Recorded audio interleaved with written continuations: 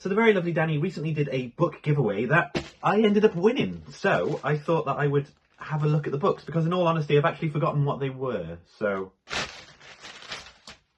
now the brilliant thing is that she repackaged the book in her abominable book club box. So it kind of makes it look like I've subscribed to this, but I haven't. But I've kind of been meaning to, because all of the videos that I've been seeing on TikTok about it have sounded actually really cool. Can I just say that I have purchased books in the past from like actual sellers, and they have not been as well packaged as this, because can we just take a moment to fully appreciate this? Danny has done a very lovely job.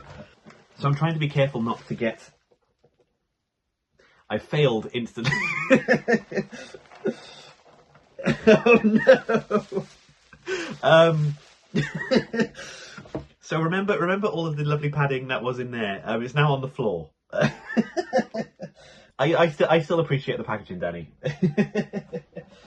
Danny, you spoiled me. Thank you for giving me these. So the books that I won in this giveaway are... We have Revival by Stephen King. Now say what you want about Stephen King. There's a reason he's a household name, and that's because he's bloody brilliant. And I know he's mainstream, and I know there are books of his that are trash. Dr. Sleep, I'm referring about you. I love Stephen King, and this is actually one of the few books of his that I haven't actually read. So for those who don't know, in a small New England town in the early 60s, a shadow falls over a small boy playing with his toy soldiers.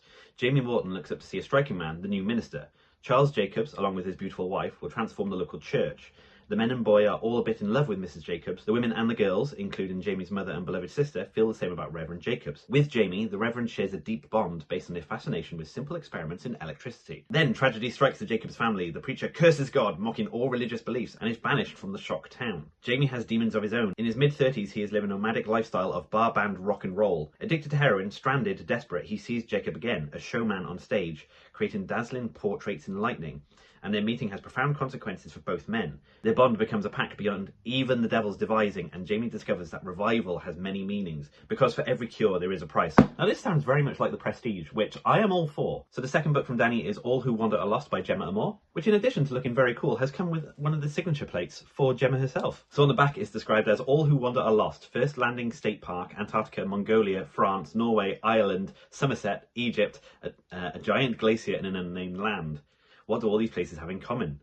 They're the perfect place to set a horror story, is what, in this brand new collection of destination based on... I love when books do that. Sorry, just the... I'll tell you what it is. Anyway, sorry, I distracted myself. They're the perfect... They're the perfect place to set a horror story, is what.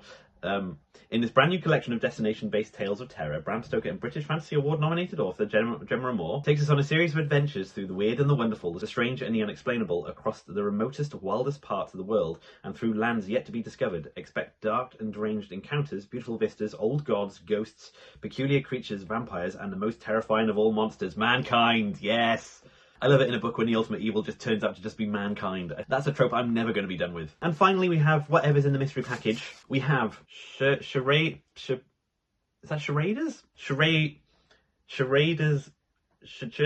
We have this book by Scott Leeds, and flicking through, I found yet another signature plate. Like, I am definitely keeping hold of these now. So, the book with the title that I can't pronounce. After his estranged father's mysterious death, Charlie Remick returns to Seattle to help with the funeral. There, he discovers his father left him 2 parting gifts: the keys to the family record store and a strange black case containing 4 ancient records that, according to legend, can open a gate to the land of the dead. Yes. When Charlie, his sister, and their 2 best friends play the records, they unwittingly open a floodgate of unspeakable horror. As the darkness descends, they are stalked by a relentless, malevolent force and see the dead everywhere they turn. With time running out, the only person who can help them is Charlie's resurrected father, who knows firsthand the awesome power the records have unleashed. But can they close the gate of silence of the court of that before it's too late? Come on! Really? They resurrect the dead father? Yes. Brilliant. Yes. This is completely up my alley. Oh my god, that sounds ridiculous. That's amazing. Danny, that was just absolutely incredibly kind of you. I cannot wait to delve into each one of these and perhaps figure out how to pronounce that word. So if you don't do it already, give Danny a follow. She is absolutely incredible. I think she's well on her way to reading her 100th book this year, which is an incredibly impressive feat. So thanks again, Danny, for these books. Now, if you excuse me, I have a floor to tidy up. There's literally stuff everywhere.